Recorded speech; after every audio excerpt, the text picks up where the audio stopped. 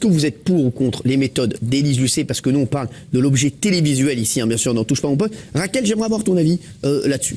Bon, les méthodes, elle a une méthode, c'est l'enquête. Et en fait, le problème, c'est qu'il y en a de moins en moins en France de l'enquête. Si tu remarques à la télévision, les journalistes qui font de l'enquête réelle, c'est-à-dire ceux qui ont du temps, en gros, de l'argent pour faire que ça à certains temps, ils ont disparu. À la télé, il n'y a plus que des éditorialistes.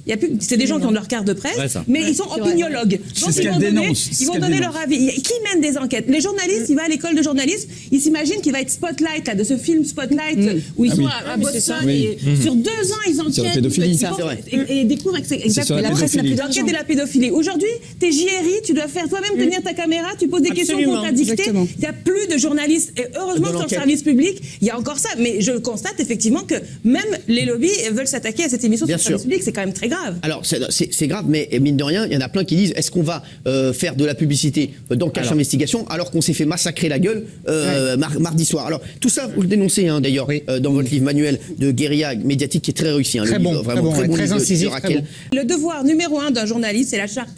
Allez-y. Point numéro 1. C'est dans un excellent livre, ça, non? C'est dans Raquel. C'est bien de citer. Respecter la vérité, quelles qu'en puissent être les conséquences pour lui-même, pour le journaliste, et on a vu que quand même ils jouent leur peau, et ce en raison du droit que le public a de connaître la vérité. C'est ça le fond.